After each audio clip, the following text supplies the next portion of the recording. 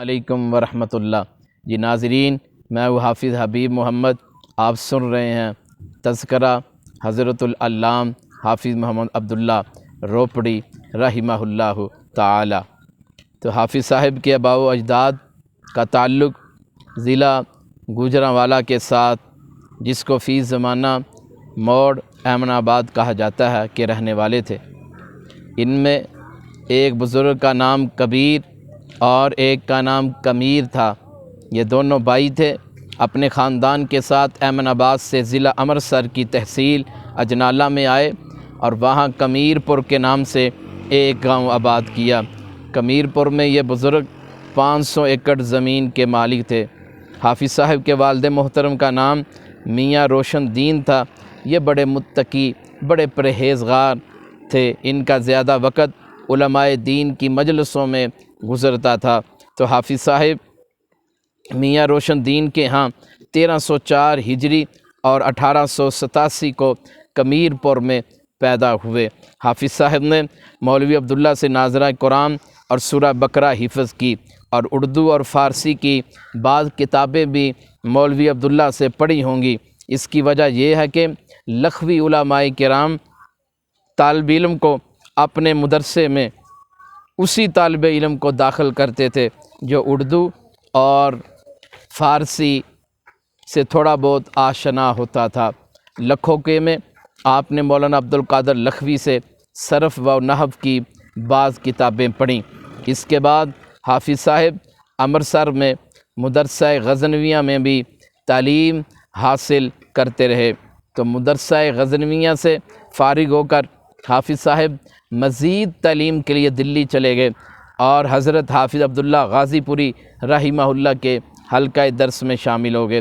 حافظ صاحب نے پنجاب یونیورسٹی سے مولوی فاضل کا سرکاری امتحان بھی پاس کیا اور ریاست رامپور کے مدرسہ عالیہ میں منطق، فلسفہ اور علم کلام کے ماہر اساتذہ سے اکتساب علم کی سعادت حاصل کی۔ 1914 میں حافظ صاحب نے مدرسہ عالیہ سے فراغت پائی اور وہاں کی سند کے مستحق قرار پائے۔ حافظ صاحب قرآن و حدیث میں بھی کامل عبور رکھتے تھے اور منطق و فلسفہ پر بھی ان کی پوری حکمرانی تھی۔ 1914 میں آپ تعلیم سے فارغ ہوئے تو روپڑ کی جماعت اہل حدیث نے ان کی خدمات حاصل کر لیں۔ روپڑ اس وقت ضلع امبالہ کی ایک تحصیل تھا۔ تقسیم ملک کے کچھ عرصہ بعد اسے ضلع بنا دیا گیا۔ اس وقت قصبہ روپڑ کے جنوبی جانب محلہ عالی میں ایک پرانی شاہی مسجد عالی کے نام سے مشہور تھی۔ اس میں حافظ صاحب نے درس و تدریس اور تبلیغ دین کا سلسلہ جاری فرمایا۔ اس کی تمام علاقے میں شہرت پھیل گئی اور تحصیل علم کے لیے مختلف مقامات سے طلباء حاضر خدمت ہونے لگے۔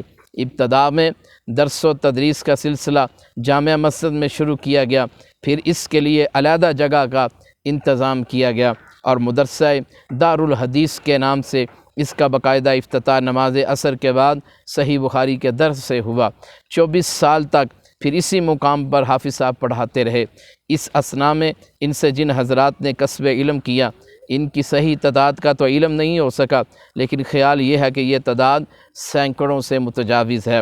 پھر 9 سال تک امرتسر کی مسجد مبارک میں پڑھاتے رہے اور تقسیم ہند کے بعد 1950 سے 1964 تک مسجد قدس لاہور میں تدریسی خدمات سر انجام دیں۔ اس طرح کم و بیش 50 برس حافظ صاحب نے قرآن و حدیث اور دیگر علوم دینیہ کی تدریس کی۔ اس اثناء میں بھی ہزاروں علماء و طلباء نے ان سے استفادہ کیا۔ حضرت حافظ صاحب بہت سے روح پرور اوصاف کے مالک تھے، اوصاف کا مجموعہ تھے۔ وہ صاحب تقوی بزرگ تھے، جلیل القدر عالم دین تھے اور محقق و مصنف تھے، اونچے مرتبے کے مفتی تھے، ممتاز ترین معلم تھے۔ ان کی عقیدت مندوں کا حلقہ بہت زیادہ وسیع تھا۔ حضرت حافظ صاحب جہاں بہت بڑے عالم تھے، بہت بڑے مدرس تھے، وہاں بہت بڑے مصنف بھی تھے۔ ان کی چھوٹی بڑی تصانیف کی تعداد 80 کے قریب بیان کی جاتی ہے۔ آپ کا بہت بڑا کتب خانہ بھی تھا جو تفسیر، حدیث، شروح حدیث، علوم فقہ، لغات، تاریخ، تمام علوم کی بے شمار کتابوں پر مشتمل تھا، اسے بھی آزادی کے ہنگاموں میں سکھوں نے نظر آتش کر دیا۔ اب بات کرتے ہیں حافظ صاحب کی صحافت کی۔ 5 فروری 1932 کو روپڑ سے حضرت حافظ صاحب نے اخبار تنظیم اہل حدیث جاری کیا۔ ابتدا میں یہ 15 روزہ تھا اور حافظ صاحب اس کے مدیر تھے۔ تنظیم اہل حدیث اس وقت اسلام کی تبلیغ اور مسلک اہل حدیث کی ترویج کا مؤثر ترین ذریعہ تھا۔ اس اخبار میں حافظ صاحب کے فتوے بھی شامل ہوئے۔ حافظ صاحب کا قد اگر دیکھیں درمیانہ، جسم لاغر اندام، تیز آنکھیں، کھلی پیشانی، گھنی اور لمبی داڑھی، سرخی مائل غندمی رنگ اور خاموش طبع اور نیچی نگاہ رکھنے والے تھے۔ تو حافظ صاحب بے مقصد گفتگو سے پرہیز کرتے، اگر ہنسنے کی کوئی بات ہوتی تو صرف مسکراتے، کہا نہ لگاتے، سادہ لباس پہنتے، جو غذا ملتی کھا لیتے، احکام دین کی مخالفت کی جاتی تو سخت خفگی کا اظہار فرماتے، بدعتی کو برا سمجھتے، اسے اسلام کہنے اور اس سے مصافحہ کرنے سے گریز کرتے، بدعتی کی اقتداء میں نماز نہ پڑھتے، اگر لا علمی کی وجہ سے اس کی اقتداء میں نماز پڑھی جاتی تو بعد میں نماز کو دہراتے، وضو کے وقت ہمیشہ مسواک کرتے، کھانا ایک وقت کھاتے، داؤدی روزہ رکھتے تھے، سفر میں ہوتے یا گھر میں ہمیشہ تہجد پڑھتے اور روزانہ ایک پارے کی تلاوت فرماتے، نماز باجماعت پڑھتے۔ آپ کے شاگرد مولانا محمد صدیق فرماتے ہیں ہمارے علم میں ایک بھی فرض نماز ایسی نہیں جو آپ نے جماعت کے بغیر پڑھی ہو۔ فتویٰ اور تعویذ کے سلسلے میں جو لوگ آپ کی خدمت کرتے وہ بہت کم اپنے ذاتی مصرف میں لاتے، اس کا اکثر حصہ صدقہ کر دیتے، جو وعدہ کرتے اس کا ایفا کرتے۔ تو حافظ صاحب کے بارے میں مفتی اعظم شیخ عبدالعزیز بن باز رحمہ اللہ فرماتے ہیں ہوا جبل العلم، حافظ صاحب علم کا پہاڑ ہیں۔ اور روپڑ میں ایک سکھ خاندان تھا، ان کے ہاں اولاد نہ تھی، وہ حافظ صاحب کی خدمت میں حاضر ہوئے، دعا کی درخواست کی، آپ کی دعا سے اللہ نے انہیں بیٹا عطا کر دیا۔ انہوں نے پھر اس کا نام حافظ صاحب کے نام پر عبداللہ رکھ دیا۔ جنات بھی آپ کی بات سنتے، آپ کا حکم مانتے، بسا اوقات آپ جن کو پیغام بھیجتے اور وہ نکل جاتا اور پھر کبھی نہ آتا۔ ایک گاؤں چک نمبر 67 کافی مدت سے وہاں بارش نہیں ہو رہی تھی اور وہ لوگ بڑے پریشان تھے۔ انہوں نے حافظ صاحب سے دعا کی درخواست کی تو گاؤں سے باہر نکل کر کھلے میدان میں نماز استسقاء ادا فرمائی۔ ابھی لوگ نماز سے فارغ ہوئے تھے کہ آسمان پر بادل چھا گئے اور دیکھتے ہی دیکھتے بارش کا سماں پیدا ہو گیا اور بارش ہونے لگی اور لوگ بھیگتے ہوئے گھروں میں پہنچے۔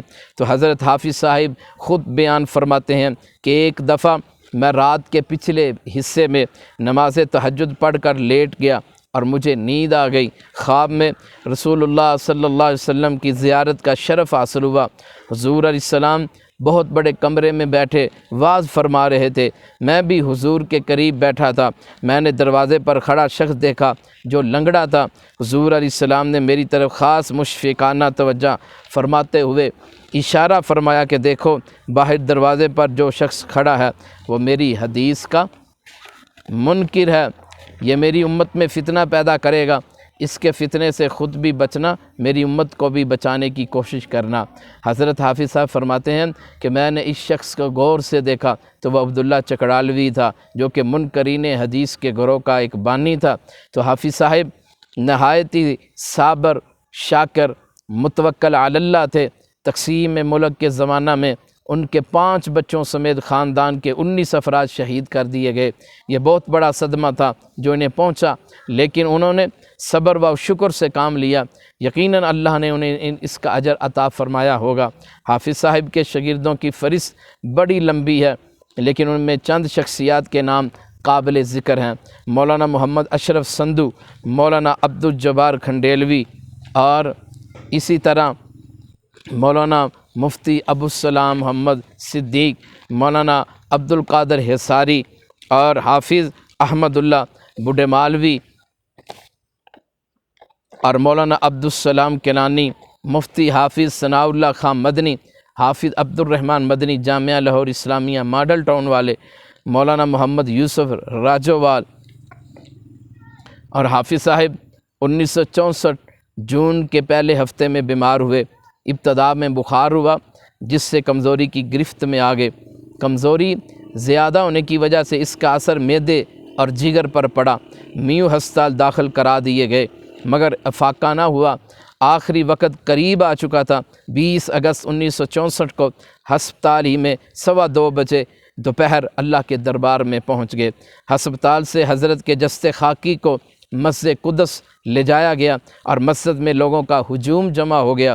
تھوڑی دیر بعد ریڈیو پر ان کی موت کا اعلان ہو گیا اور اس وقت ریڈیو ہی سب سے بڑا ذریعہ ابلاغ تھا۔ نماز جنازہ کی جمعہ کی نماز کے بعد اسلامیہ کالج ریلوے روڈ کی گراؤنڈ میں حضرت حافظ محمد گوندلوی رحمہ اللہ نے جنازہ پڑھایا۔ میت کو گارڈن ٹاؤن لے جایا گیا، وہیں پھر آپ کو دفن کیا گیا۔ تو حافظ صاحب کی موت ایک فرد کی موت نہ تھی بلکہ ایک جماعت کا سانحہ ارتحال تھا، بلکہ عمل و کردار کے ایک مضبوط ستون کے گر جانے کا حادثہ تھا۔ اس قسم کے لوگ روز پیدا نہیں ہوتے۔ یقیناً اللہ نے اپنے اس خادم دین کو جنت الفردوس عطا فرمائی ہوگی۔ اللہم اغفر لہ وارحمہ وعافہ واعف عنہ واکرم نزلہ ووسع مدخلہ۔ اللہم اغفر لآبائنا ولأمہاتنا ولمشائخنا ولأساتذتنا